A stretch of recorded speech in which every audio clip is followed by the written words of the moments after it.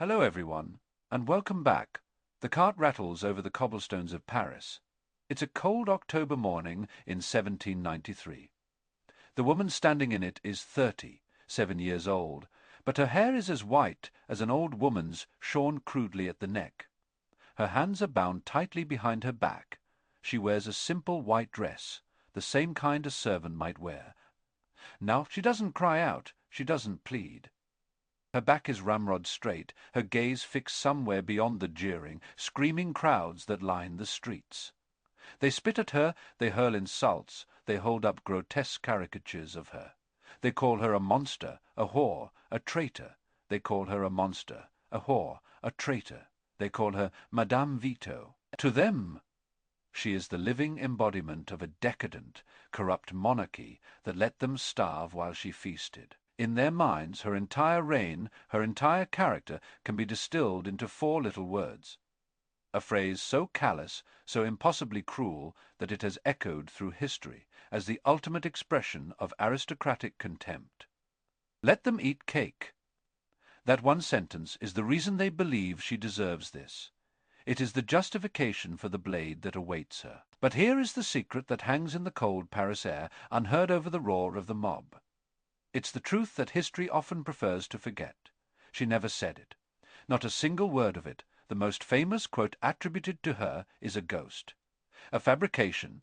It is a lie that killed a queen, a lie so powerful it outlived a revolution, and became the final, indelible stain on the memory of Marie Antoinette. This is not the story of a thoughtless remark. This is the story of a weapon, carefully crafted and ruthlessly deployed.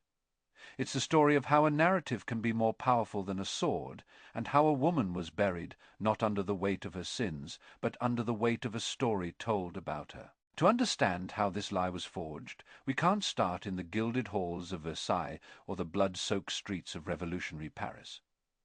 We have to go back to a different palace, in a different country. We have to go back to a little girl. Her name was Maria Antonia Josepha, Johanna, and she was the 15th child of the most powerful woman in Europe, Empress Maria Theresa of Austria. She was born into the heart of the Habsburg dynasty, a world of rigid protocol and immense political calculation. From the moment of her birth, her life was not her own. It was a strategic asset, a chess piece to be moved across the political map of Europe. She was a pretty child, charming and lively, but not particularly studious. Her tutors found her lazy, more interested in music and games. She learned to speak French, the language of international diplomacy, but with a heavy German accent she would never lose. This girl, this Archduchess Antonia, was destined for one purpose, to seal a fragile peace between two old enemies. Austria and France. The 7 Years' War had left Europe shattered and bankrupt. A marriage alliance was seen as the only way to prevent another catastrophe, and so a deal was struck. The 15-year-old Antonia would be sent to France to marry the heir to the throne, the Dauphin Louis, Auguste, grandson of the reigning king Louis XV. She was to be the human glue holding a continent together. In April of 1770, a massive procession set out from Vienna. It carried the young archduchess towards her new life. At the border, on a small island in the Rhine River, a special pavilion was built. Here, a bizarre and deeply symbolic ceremony took place. Antonia was stripped of everything she owned, her Austrian clothes, her jewelry, even her pet dog. She was made to stand naked before being redressed from head to toe in French finery. The message was clear and brutal. Maria Antonia, the Austrian, was to be erased. In her place would stand Marie Antoinette, the Dauphine of France. She was no longer a Habsburg. She was a Bourbon. A piece of property transferred from one dynasty to another. But you can't erase a person's identity as easily as you can change their clothes. From the moment she stepped onto French soil, she was a foreigner. A l'Autrichienne. At Versailles, she entered a world that was both magnificent and treacherous. It was a palace teeming with thousands of aristocrats, each one jockeying for position, for favor, for power. The etiquette was a labyrinth of unspoken rules and ancient traditions. A glance, a word, a curtsy performed incorrectly could mean social ruin. And at the center of this glittering viper's nest was a shy, lonely 15-year-old girl, far from home, with a heavy German accent and a husband who seemed utterly uninterested in her. Her husband, the Dauphin Louis, was a well-meaning but socially awkward young man. He was pious, serious, and preferred hunting or working in his locksmithing workshop to the elaborate ceremonies of court. Their wedding night was a disaster. In fact, their marriage would remain unconsummated for 7 long years. This was not just a private humiliation, it was a public crisis. The entire purpose of a royal marriage was to produce an heir. Their failure to do so became the subject of vicious court gossip, and soon of crude public pamphlets that mocked the king's impotence and the queen's supposed frustrations. This was the first poison dripped into the public ear. She was portrayed as a lustful, unsatisfied foreign woman, a dangerous siren in the heart of the French court. She tried to navigate this treacherous world. She found a powerful enemy in the king's official mistress, Madame du Barry, a former courtesan who wielded immense influence. The court split into factions, and Marie Antoinette was pressured by her family in Austria to snub the mistress. For months, the two women circled each other in the halls of Versailles, the entire court holding its breath. The standoff finally ended when Antoinette, on her mother's stern orders, uttered a few meaningless words to du Barry. There are a lot of people at Versailles today. It was a tiny victory, but it taught her a valuable lesson. At Versailles, even the smallest gesture was a political act, and she was being watched constantly. In 1774, King Louis XVI died of smallpox. Suddenly, the awkward teenager and his lonely wife were King and Queen of France. Louis XVI was just 20 years old. Marie Antoinette was 19. When they received the news, they are said to have fallen to their knees, crying out, "Protect us, Lord, for we are too young to reign." They were right to be afraid. The kingdom they inherited was a ghost of its former glory. It was a nation drowning in debt, crushed by a medieval tax system that exempted the clergy and the nobility, placing the entire burden on the common people. The Third Estate, the treasury was empty, bled dry by the extravagances of Louis Sif and the costly wars of Louis XVI, including France's support for the American Revolution. The people were restless. A series of poor harvests had led to bread shortages and soaring prices. For the average French family, who spent half their income on bread, this was a matter of life and death. And now on the throne sat a king who was indecisive and a queen who was a foreigner. A perfect storm was gathering, and Marie Antoinette had no idea she was standing directly in its path. Overwhelmed by the rigid formality of her public role, a role for which she had no training and no taste, she sought refuge. She retreated from the main palace into her own private world. She created a bubble of intimacy and luxury, a circle of close friends, extravagant parties, high-stakes gambling and fantastical fashions. Her hairstyles became legendary, towering creations of powdered hair, feathers and ribbons, sometimes decorated with models of ships or gardens. She spent fortunes on dresses and jewels, and she built her own private sanctuary on the grounds of Versailles, the Petit Trianon. It was a small, elegant chateau where she could escape the prying on. It was a small, elegant chateau. She built a fantasy world around it, a picturesque model farm called the Hameau de la Reine, complete with a lake, a mill, and thatched roof cottages. Here, she and her friends would dress as shepherdesses and milkmaids, living out a pastoral fantasy. To her, this was an innocent escape, a way to breathe in a suffocating world. To the public, it was the ultimate insult. While they starved, the Queen was playing dress. Up in a multi-million liver fantasy village, she was hopelessly, tragically naive about the optics. She didn't understand that every liver she spent on a dress, every late night party, every retreat to her private paradise, was being twisted into a narrative of grotesque, A new industry was booming in Paris, the production of illegal pornographic pamphlets called Bat la Belle Sorte. These were the fake news of the 18th century, and Marie Antoinette was their primary target. They were filled with the most lurid, disgusting stories imaginable. They depicted her in orgies with both men and women, accused her of sleeping with her brother. in law and portrayed her as a manipulative Austrian spy, funneling French money to her family in Vienna. She was given a new nickname, Madame d'Hautefeuset, the Austrian woman who was bankrupting France. It was a lie, of course. The national debt was a structural problem that had been growing for a century. The Queen's personal spending, while extravagant, was a drop in the ocean of that debt. But the pamphlets were brutally effective. They created a caricature of the Queen, a depraved, greedy, foreign monster, and people began to believe it. This character was so well established, so deeply ingrained in the public consciousness, that it was only missing one thing: a killer line of dialogue, the perfect, concise expression of its monstrous indifference. That line was already out there, waiting. It had been written years before Marie Antoinette even set foot in France. In 1767, the philosopher Jacques Rousseau was writing his autobiography, the Confessions, Taught. In it, he recounts a memory from his youth, around 1741. Feeling a bit peckish, he wanted some bread to go with his wine, but he was too elegantly dressed to go into a common bakery. He writes, "Finally, I remembered the last resort of a great princess, who, when told that the peasants had no bread, replied, 'Quils mangent de la brioche?' Let them eat brioche. Brioche, not cake. Brioche was a type of enriched bread made with butter and eggs. It was a luxury, to be sure, but not the same as a frosted confection." More importantly, Rousseau doesn't name the princess. He calls her a Great Princess, a vague, almost folkloric term. And he was writing about an event that happened 30 years before, when Marie Antoinette was not even a thought in her parents' minds. She was born in 1755. Rousseau wrote the line when she was a 12-year-old girl playing in a palace in Vienna. She could not possibly have been the princess he was talking about. So who was it?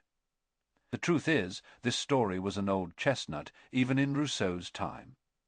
It was a piece of political folklore, a stock anecdote that was dusted off and attributed to any royal woman who needed to be portrayed as out of touch. Historians have traced similar stories back even further. Some attribute it to Maria, the Strozzi, the Spanish wife of Louis XVI, over a century earlier. It was a trope, a meme, a portable smear designed to attack powerful women. But when the revolution began to simmer, this old, anonymous story found its perfect target. It fit the pre-existing caricature of Marie Antoinette like a key in a lock. Of course she would say something like that. It sounded exactly like the monster the pamphlets had created. The quote began to circulate, first in whispers, then in print. By 1789, it was being explicitly attributed to her. The anonymous Great Princess of Rousseau's memory had a new name. The lie had found its home. It didn't matter that it was untrue. It felt true, and in the feverish atmosphere of pre-revolutionary France, feeling was more powerful than fact. Then came the scandal that would utterly destroy her, the point of no return. It was a bizarre, convoluted affair that reads like a thriller, a perfect storm of greed, ambition, and delusion. It was called the affair of the diamond necklace. And Marie Antoinette was the only truly innocent person in the entire sordid mess. And it ruined her forever. The story begins with a necklace. Not just any necklace.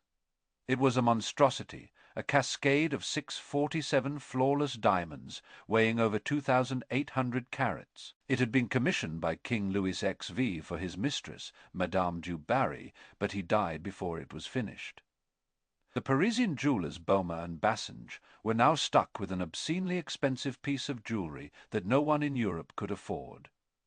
They tried to sell it to Louis XV as a gift for the Queen several times. Each time Marie Antoinette refused. She was actually trying to be more frugal, and she reportedly said, "We have more need of battleships than of diamonds."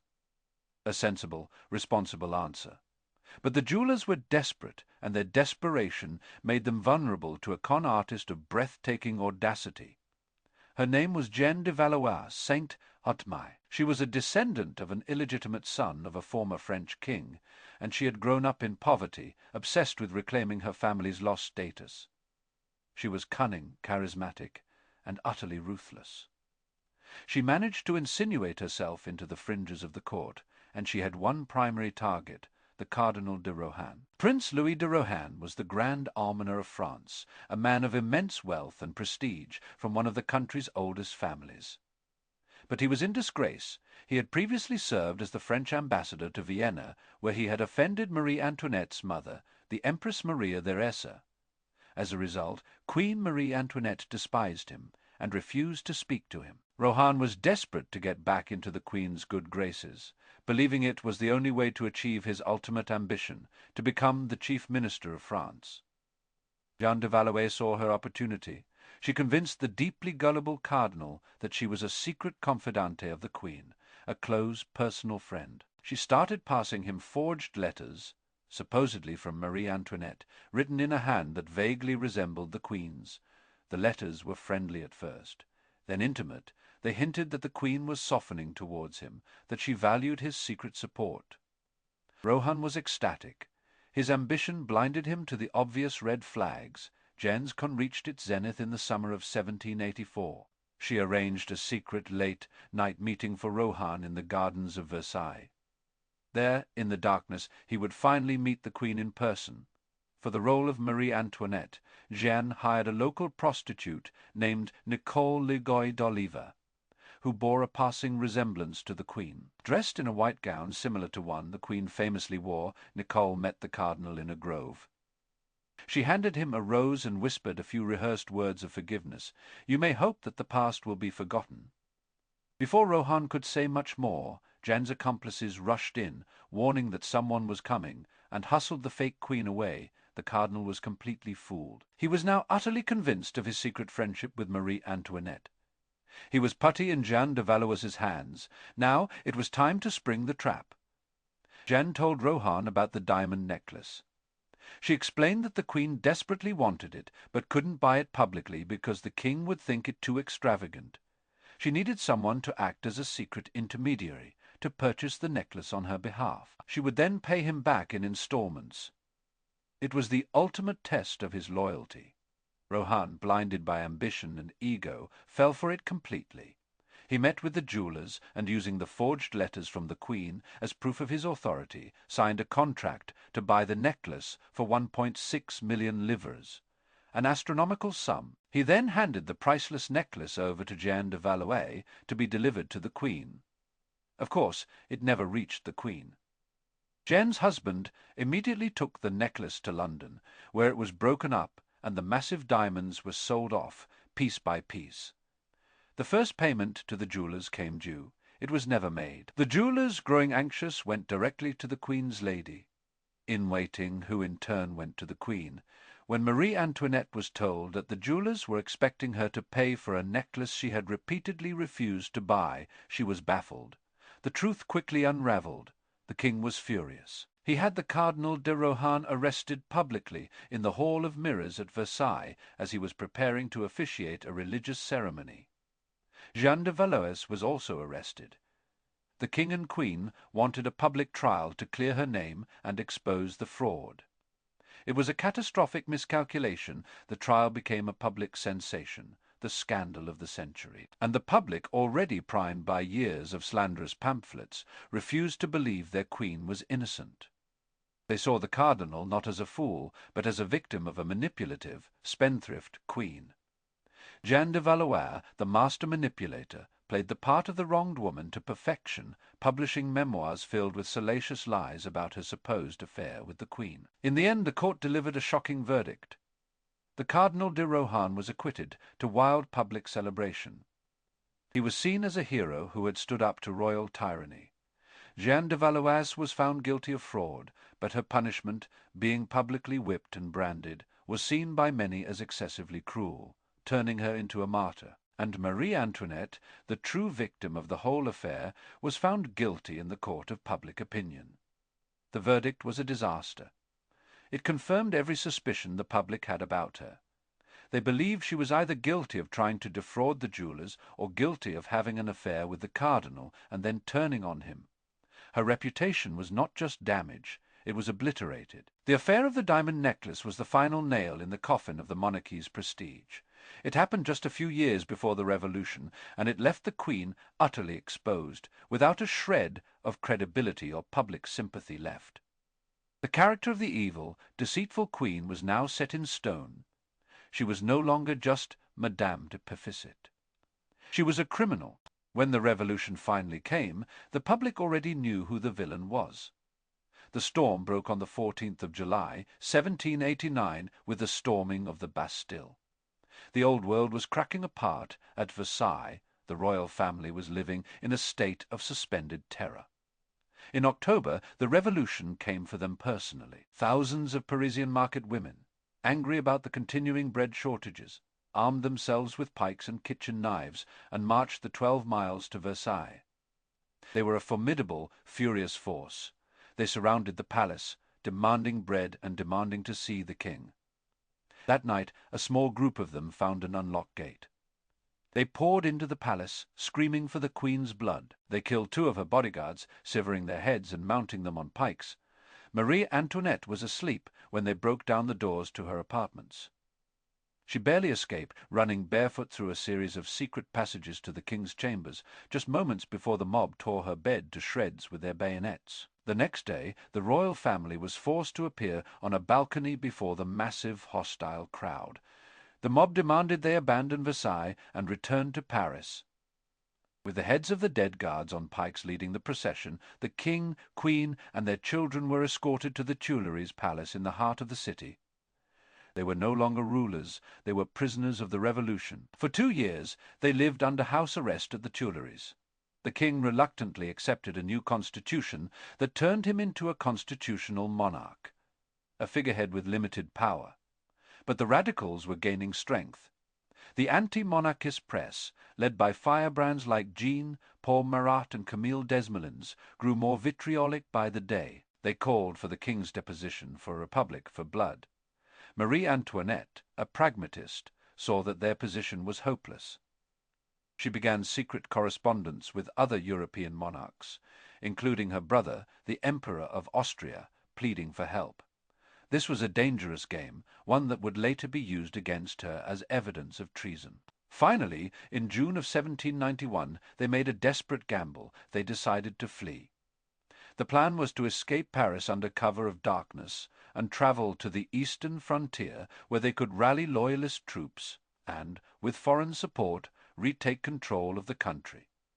The escape was a disaster of poor planning and bad luck. It was called the Flight to Varennes. They traveled. The king was recognized in a small town along the route when a local postmaster named Jean. Baptiste Drouet matched his face to the portrait on a piece of currency. The National Guard was alerted, and the family was captured in the town of Varennes, just short of their goal. Their return to Paris was a funeral procession. They were paraded through silent, hostile crowds. No one bowed. No one removed their hat. The spell of monarchy was broken for good. Before the flight, some had believed the king was a good man misled by his evil foreign wife.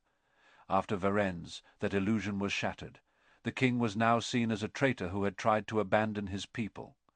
The final act had begun. In August 1792, the mob stormed the Tuileries Palace. The royal family fled to the Legislative Assembly for protection, as their Swiss guards were massacred. The monarchy was officially abolished.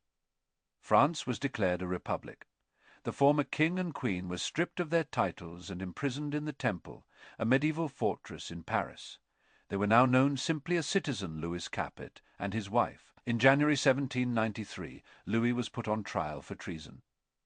He was found guilty and sentenced to death. On the 21st of January, he was executed by the new, efficient instrument of revolutionary justice, the guillotine. Marie Antoinette, now a widow, was left in the Temple with her children. Her grief was profound, but her ordeal was far from over. Her enemies were not done. They separated her from her son, the young Louis, Charles. The boy was handed over to a brutish cobbler named Antoine Simon, who was instructed to re-educate him, to erase his royal past. The boy was abused, beaten, and forced to sing revolutionary songs and curse his own parents. This was perhaps the cruelest blow of all for Marie Antoinette. In August, she was transferred to her final prison, the Conciergerie. It was known as Death's Antechamber. It was a damp, dark, foul-smelling dungeon on the banks of the Seine. She was held in a small cell, constantly watched by 2 guards. Her health failed. She was suffering from a hemorrhage, likely uterine cancer, and was in constant pain. But her spirit, the famous Habsburg resilience, did not break. Her trial began on the 14th of October, 1793. It was a show trial. The verdict was a foregone conclusion. The courtroom was packed with her enemies. The prosecutor, Antoine Fouquier, Tinville, threw every piece of slander from the past 15 years at her. He accused her of squandering the nation's finances, of masterminding plots against the Republic, of corresponding with foreign powers. The old lies from the Dantelabels sought were brought out and presented as fact. They accused her of orchestrating orgies at Versailles. The witnesses were a parade of her old enemies, servants, and revolutionaries, each adding their own fabricated stories to the pile. But then the prosecution stooped to a new low, a depth of depravity that shocked even some of the hardened revolutionaries in the room. The radical journalist Jacques Dolbert, a man who had built his career on slandering the Queen, brought forward her own son, the 8-year-old Louis Charles. The boy had been terrorized and manipulated into signing a statement accusing his own mother of the most unthinkable crime, incest. When the accusation was read out in court, Marie Antoinette, who had remained calm and composed throughout the trial, did not answer. The president of the tribunal demanded she respond. She rose to her feet, her voice trembling not with fear but with righteous fury, and turned to face the crowd. "If I have not replied," she said, "it is because nature itself refuses to respond to such a charge laid against a mother." Then she made a direct appeal. "I appeal to all mothers who are present in this room." For a moment she broke through the wall of hatred. A wave of sympathy rippled through the courtroom. The women in the gallery, her most ardent haters, were visibly moved. The accusers had overplayed their hand. But it didn't matter. Her fate was already sealed. It is notable that throughout this trial, the famous